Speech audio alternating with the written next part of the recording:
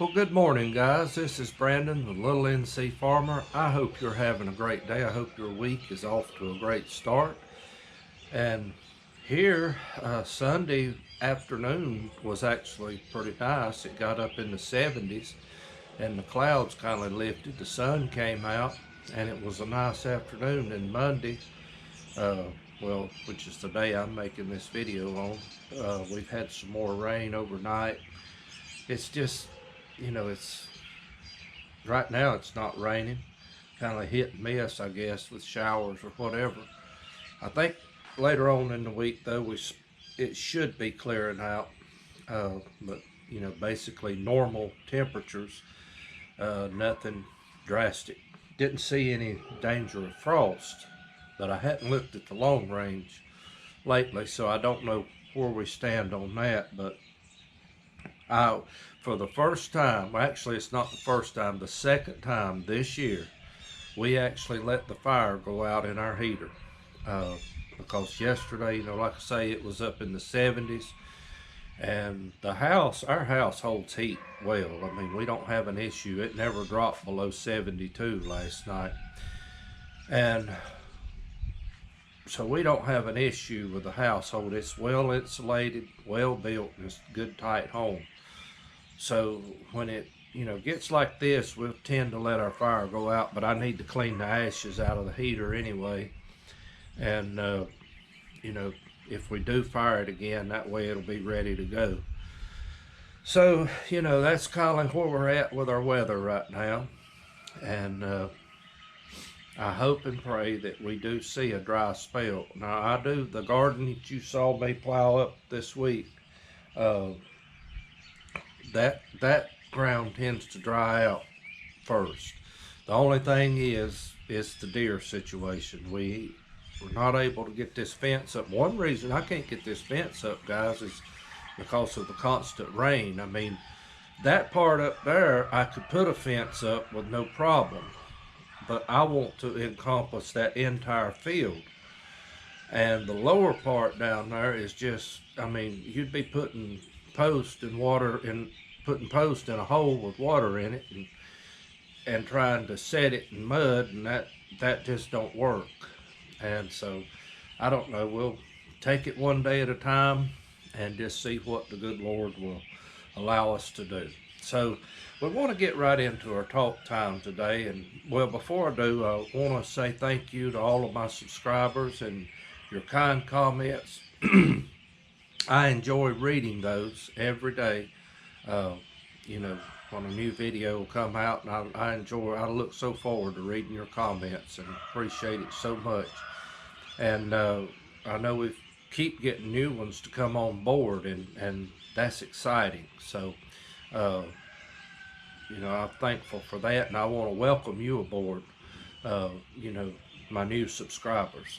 And so we hope you'll find something here that'll be a help and be a blessing to you.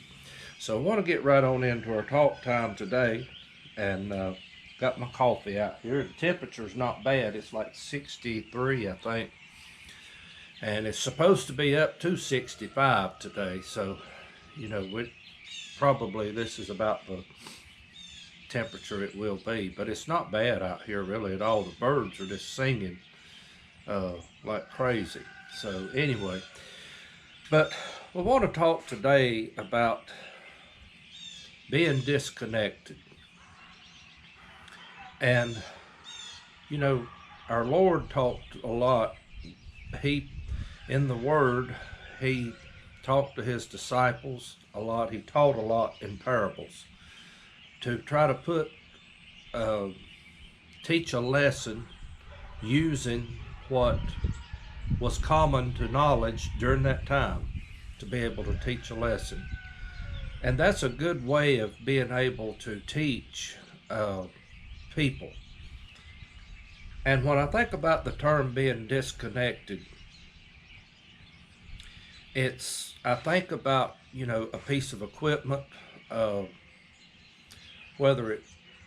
primarily I would think of something in terms of an electrical equipment, like a stove, a washing machine, I could go on and on and on. But if you disconnect that appliance from its power source, you've rendered that appliance invaluable. It's of no good to no one. And I look at our life today, and the only connection that people pretty much have now is through this right here, guys. That's not the same. There is something powerful about actual touch. I can't describe it, but I remember my grandfather saying something, and I've always did this. You might, some of you might cringe on this, you might think it's crazy, but I remember watching him um, when, someone in the family passed away, that like a brother or a sister of his, and even my grandmother, when she passed away, he had a thing he would do when he went up to the casket to view uh, the body. He would take his hand and place it on their hand. And that would be all. That would be all it would be. Just kind of caress their hand for just a moment, and then that would be it. And I remember asking him one time, I said, "Why do you do that?" Because I thought that was kind of an odd thing to do. He said, "It's just something I've always done." And I can't remember, I think someone else may have shared this with him, but he told me, he said, "It'll help you in the grieving process." And basically, I did some studies on that just to see what it really is. It's telling your body that they're no longer there, that, they've left this life. And it somehow or another gives a connection to your body to that message. I hope that makes sense, what I just said. But that's a touch, a connection that you can make. And, now we see a lot of church services, a lot of venues and things that are taking place, and people are watching it online. I'm thankful that we can do that. Don't get me wrong. I'm not belittling that at all. I'm thankful that that door is there, because I just think about just a church service in general. That is an open door for right now anyway, that the gospel can be shared to a lost and dying world. Guys, I apologize for these dogs barking. Nothing against having dogs, but you need to make them be quiet. But anyway, hope I can get through this. But the open door that we have, now online, I'm thankful that we have that. And, but that's not the same as being in person inside of a church service, that you can actually be able to sit down face to face with the pastor or whoever's doing the teaching, and you get to intermingle with people. And I thought about it the other day. Me and my wife went to the store, and it's probably been a week ago or so now, I can't remember, but there was a lady in there as we came in, of course she had her mask on and everything, but I thought about something. Everybody wearing these, you don't see a smile anymore. That is a connection, guys. And when you can see that in person, it's one thing to see it on a screen, on a phone or a tablet or something like that. But when you see someone in person smile directly at you, that connects you with that individual. And see, we have lost that now. And what has happened by losing that connection, it's tearing our homes all to pieces. And Satan knows if he can tear down a home, he can destroy a nation. And I mean, guys, we've got to be careful. We've got to guard our homes. I mean, it's one thing to have all of our infrastructure right, to have sustainable products in our home that we can survive, and that's, you know, that's a good thing to have. I'm not belittling that. But guys, we've got to have a relationship with inside our homes. And if that relationship becomes torn apart and broken, we're in a mess. And I'm seeing it now. It's been about a year of all this. And people are blinded to the fact they think that once the little poke in the arm takes place, that everything's going to be well. I hope it does. I'm not getting the poke in the arm unless I'm forced to. But I want to tell you something. I don't have no confidence in it. We've dealt with influenza now for years, and it's not been cured. The last disease that had been cured in our country was polio. And there's even controversies concerning that, what that cure did. I'm not going to get into that today. But that was the last disease cured. Influenza, flu, it's not been cured. There's a Band-Aid put on it. A new strain comes out, you got to get a poke in the arm for that. I mean, that's not a cure, that's a Band-Aid. And that's what I believe this is going to turn into. And people are putting things inside their bodies that they have no idea what it is. They think long as it's, you know, approved, that it's okay. You're putting synthetic products inside an organic body, and folks, it is not designed to take that stuff. You'd be better off if you injected silicone in your system. I mean, really. And I think about the little old woman on the Andy Griffin show. I can't remember her name. I believe it was Miss Emma or something other like that. But she wanted those pills, and all it was sugar pills. But she felt like long as she was taking those pills, everything was going to be all right. That's where our country's at right now. And now, don't get me wrong, guys. There is medications that people need to take. They're life-saving medication. I'm not talking about that. These stupid things that people's got on their face now, that's nothing more than Linus and his blanket. That's all that is. That if you really believe that that dirty rag you throw on your face, you think that's going to protect you, I've got some oceanfront property right there that I'll give you. I won't sell it to you. I'll give it to you. And I'll email it to you. How about that? If you don't believe, I mean, if you'll believe that, you'll believe what I just told you. And I mean, that's how ignorant our society has become. And we've become disconnected. We no longer know what fact is anymore, because we don't have journalism anymore.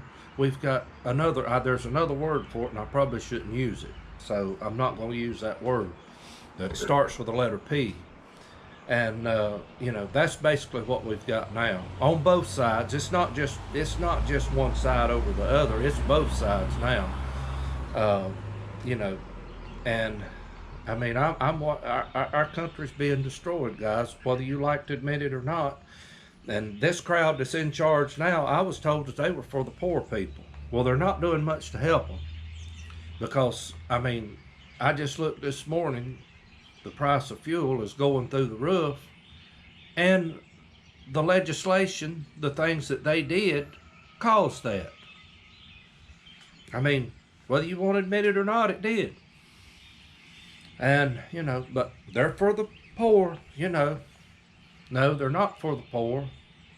They're for trapping people to become dependent on them.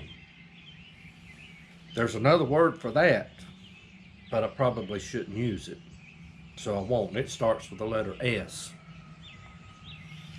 And instead of, I thought about our parents taught us to be independent thinkers, learn how to take care of ourselves, to learn how to work, uh, to have a home and provide for ourselves, and to do things around the home.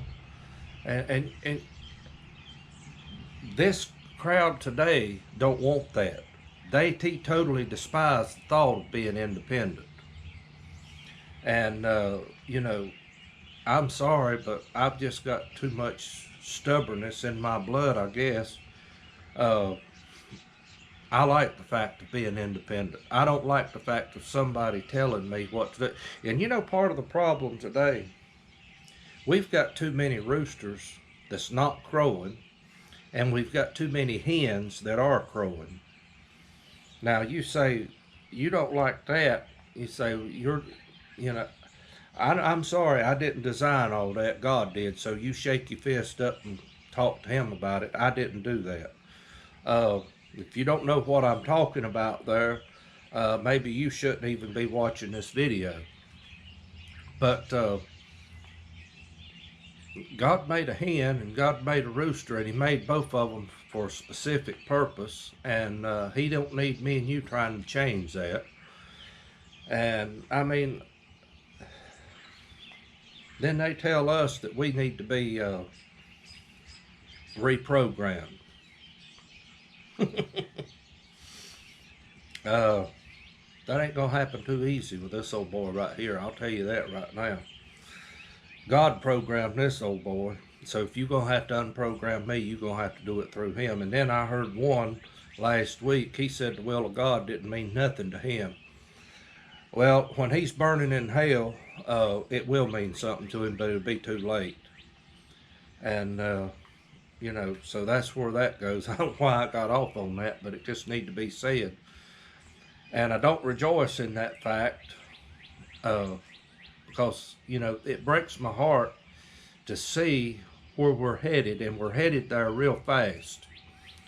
And it's just like folks don't see it, or either they don't care, or don't believe it. I don't know what it is.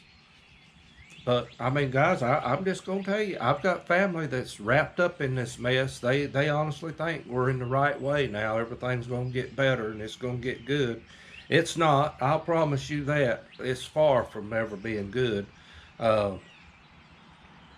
It might for just a little while, but there's coming a day recompense is going to take place, and God's going to step in, and He is literally going to judge this thing. And but thanks being to God, if we're saved, born again, blood washed, we've been saved from the wrath and the judgment of God, because He pours that out on the unjust. Now that don't mean that we're not, we can't be chastened, that we can't be corrected, because God will. God will take us to the whipping post. God will take us and correct us and chasten us. And He said if He didn't, we're not none of His. Now that's the word. I believe that's found over in the book of Hebrews, if I'm not mistaken. But guys, I'm looking today, getting back on topic here. We've got a society now that is totally disconnected. They're disconnected from life. They're disconnected from one another. And I look now, I mean, guys, this is what I see. If you, I don't go many places, but if you do manage to go somewhere, right here, this is what you see. Nobody's talking to anybody anymore. It's sitting and doing this. And that's not a connected society. That's like trying to run my truck on a 9-volt battery. I mean, it won't happen. And we're disconnected. We're disconnected from life. We're disconnected from one another. And I mean, I even have to guard myself. I mean, I get to watch, and I watch several guys here on YouTube Some of you may even be my subscribers, and I watch your channel. I may not always comment on everything, but try to on some, especially those that I like. But I'll get wrapped up in that if I'm not careful, and I can't afford to do that. I've got a life here. I've got things that's got to be done. I mean, every day, and I'm probably fixing to take on more responsibility here shortly, and so I can't afford to waste all my time wrapped up in that. But that's where our life's at today. That's where people's minds are at, and we need to cut all this stuff off. We need to cut the news off too while I'm at it. I don't even look at that no more. I can gain more just reading the headlines, uh, and if something pops up, I might read into it just a little bit, but then at the same time consider the source where it came from and then let it go because you might know what it is. And, that's just about the extent of that, but I don't sit and look at it because I'm telling you, they are trying to persuade or force I don't know how words I want to say it, but it's almost like they're trying to persuade people to an opinion. And you've got to be careful of that. This is not the first time that this has been done, guys, in our world. You need to go back and study history. This has been done before, and the end results was terrible. I'm just gonna go ahead and tell you. And I wished I could come on and share something with you that was bright and prosperous and wasn't so negative. But guys, we do not need to stick our head in the sand to the facts that's going on around us. And we've got some that's just infatuated on what happened last fall. It's happened. We need to move on. I mean, I can't change it. You can't change it. Uh, we've just got to live with it.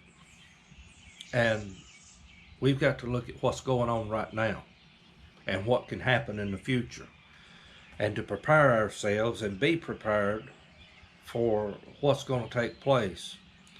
But the first thing I want to tell you, well, this is kind of like where I want to get to anyway, is to guard our families, because that's what I'm seeing right now. Is our homes is slowly being torn apart. And it's like some people are content to let it be torn apart. And one thing that's led to that is by the fact that people are not in church. And the book of Hebrews, the writer says, not forsaking the assembling of ourselves together, as the manner of some is, but exhorting one another, and so much the more, as we see the day approach. In other words, the closer we get to the coming of Christ, the more we need to be in God's house. And everything in this world right now seems like it's doing everything it can to take us away from that. Why? Because there's power in that, guys. There's strength in that. And we've been deceived. I just go ahead and say it. We've been deceived. And you tell me, well, I could go on and say other things regarding that. I mean, I just look at the Super Bowl. If they can do what they did, we ought to be able to gather together in God's house, kneel and pray, fellowship with one another. I'm not talking about act with some common sense. Use some common sense in this thing, guys. I'm not talking about hug all over each other and carry on, and that ain't what I'm talking about. But I'm just simply talking about we should be able to gather together in God's house and meet and hear a message from God's Word, and have our souls fed. I'm gonna tell you, pastors right now are struggling. I mean, our pastor yesterday at church, he mentioned, how that preachers now are just wringing their hands. They've never been down a road like this before. This is uncharted territory. Now, God's not changed, but our world has certainly changed, and it's not changed for the better. And I don't see it changing for the better anytime soon. So, guys, try to get connected. Get connected to your loved ones. Get connected to your children, your mama and daddy, your aunts, your uncles, your cousins, because we need each other now more than ever. And it's hard for Satan to tear down a strong home. And we need our homes. Our homes is what makes a strong country. And without that, I don't see much of a future. I don't mean to sound so bleak and pessimistic about that, but that's just my 2 cents. I hope I'm wrong, guys. You don't know how much I hope I'm wrong, because I can be. I can be wrong about absolutely everything I've just said in the last almost 30 minutes. And I hope I am, for everybody's sake. But I'm just simply saying, guys, this unconnected society we live in now is destroying us. We cannot live off of this. There's nothing wrong with having been able to, I tell you, I've said this before, I'll say it again. I'm thankful that there's videos out there on YouTube on showing you how to do something, teaching you know this or that. I'm thankful for that. I'm glad for that. But I can't live in that. That's not my life. And you know, I try to do videos here. I have very few that are how-to or anything, but I do try to do this something different time, because I've found that a lot of people, I'm just judging by the response I get from it, a lot of people are blessed with this. And so I plan to continue this. I plan to continue all this, you know, Lord willing. It'll be a little tougher in the days ahead because of some more responsibilities that I'm going to have to be taking on. And I do request your prayers in that. I'll say more about that probably in the future. But the Lord knows the need there. And so I do request your prayers in that, because it'll be something new that'll be added to my plate, basically. Not switching plates and just putting something else on it. So, but the Lord knows the need there. So guys, I'm going to go ahead and close this out today. And I hope we've said something that maybe will encourage you just a little bit to guard your home, guard your family. And because, guys, if Satan can destroy our families, he'll destroy our country. And so I encourage you to guard that, protect it, nourish it. You know, it's one thing to, you know, put food up and store provisions up. That's part of it. But you also need to nurture your relationships and nurture your fondness to each other. And that needs to be cultivated. Just like a garden, guys. It's just like y'all saw in the video Monday that I put out. I cultivated that garlic. That garlic's been there all winter. And I think I may have plowed it. That might have been the second or third time, I'm not real sure. But I put just a little bit of nitrogen on that. I hope that wind's not messing that camera up. But I put just a little nitrogen on it, cultivated it, worked it in, worked a little dirt to it, and hopefully these warmer days hit, we're going to see it take off and just literally bloom. And that's what you have to do in a family. You've got to cultivate and nurture those relationships. And I'm not tooting my horn, guys. My family, I'm talking about just here in my house, we're not perfect. We're not the role model. I don't want nobody to think that. We've got, you know, I've got to guard things here. I mean, I've got things that's got to be worked on here. You know, and all this went on in the past year. It's had an effect here on our family. And I've got to constantly keep my guard up, because Satan can get in here. Mine's no exception. He can get in here and just tear this all to pieces, because he desires to. And if he tears this up, what I'm doing right here will be gone. Probably would. About know it would. So that's why I asked y'all to pray for us. And because they are attacks that I'm having to deal with. So anyway, God knows that.